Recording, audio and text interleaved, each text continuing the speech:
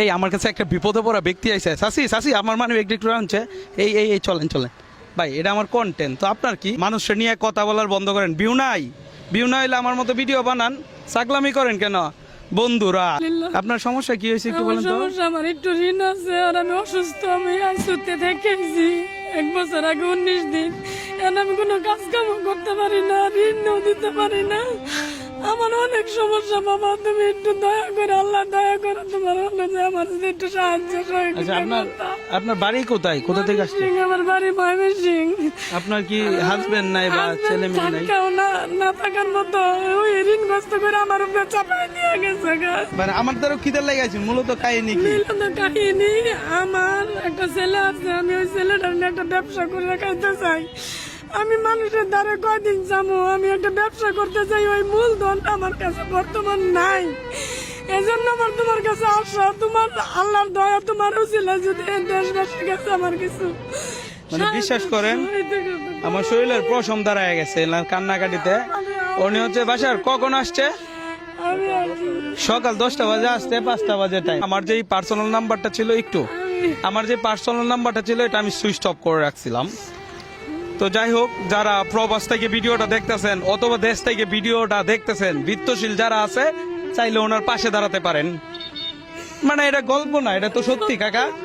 একটা মানুষ তো এমনি কান্দে না, কান্দে কখন যখন দেয়ালে পিঠ টিকে যায়। কাকা, দেয়ালে যখন একটা মানুষের পিঠ টিকে যায় তখনই তো কান্না করে।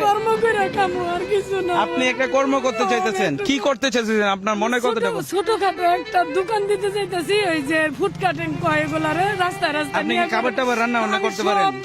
আপনার এই ব্যবসার জন্য একদম অনেস্ট কথা, যেটা আপনার আইডিয়ার উপর কতটা লাগতে পারে? মনে করেন একটা দোকানে মালামাল সহ মিনিমাম 30 থেকে 40 হাজার টাকা। আমি জানি না 40,000 টাকা হইলে আপনার হয়ে যাইতেছে। ভাই, কেউ যদি দায়িত্ব নিতে পারেন, এই যে এই আমার মায়ের বয়সী, মানে কেউ যদি দায়িত্ব নিতে পারেন। আর আমি আপাতত আমার কাছে যেহেতু আসছে, আমি দুপুরের খাবার প্লাস হচ্ছে ওনারে বাড়ি যাওয়ার মতো আমি টাকা দিয়ে দিই। কাকা, আমি ভিডিও বানাই। আপনি তো ভিডিও দেখে আমার কাছে আসছেন। আপনার সাথে আমার কথা হচ্ছে আমি যতটুকু পারি অতটুকু দিচ্ছি। আপনার সাথে কোনো খারাপ ব্যবহার করছি? আমি মানে আচ্ছা, এখন কান্নাকাটি করার দরকার নাই। আপনার বাড়ি যাইতে কত টাকা ভাড়া লাগবো? ভাড়া এর থেকে বেশি না, কিন্তু আইসেন কেমনে? আইসি কয়া বলে যে আমার কাছে টাকা নাই, আমার একটু নিয়ে দেন। কি একটিও কি নাই গা? 40 টাকা আছে। 40 টাকা আছে? ময়মনসিং যাইতে তো 100 টাকা ভাড়া। ধরুন, এটা কত? 500। এটাতে আপনার গাড়ি ভাড়া তো কয়েকবার চাইলে দিতে পারবেন। ধরুন, কত হয়েছে? ধরুন, এটাতে বাজার সদাই করে নিন। বাড়িতে খাওয়ার কিছু আছে?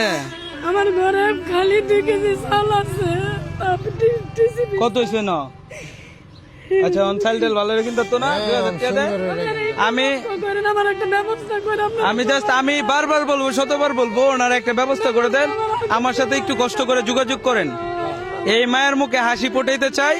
ময়মনসিং থেকে আসছে, ইভেন একটা কর্ম করতে চাই। আইসিইউতে ছিলাম 19 দিন। আমার ডায়াবেটিস, কিডনির সমস্যা ছিল। ওইটা থেকে আর 1 বছর আগে গতবার জানুয়ারিতে আমি ময়মনসিং সায়েমে আসছিলাম ভর্তি। আচ্ছা, ঠিক আছে, এটা হবে। দুপুরে খাওয়া দাওয়া তাহলে করে যান। হ্যাঁ, এই আপু একটু দেয় তো। কাকা, ভালো হয়েছে না বাজার? হ্যাঁ, আচ্ছা, ঠিক আছে। নাকি ফল থেকে এই মানুষটা খাইছে না? হৃদয়, এদিকে আসো। কি আছে খাওয়ানোর মতো? কি আছে? ভাত আছে না? তোমাদের স্টাফের খাবার আছে না? চাইনিজ তো খাইতে পারবো না? চাইনিজ খাইতে পারবেন?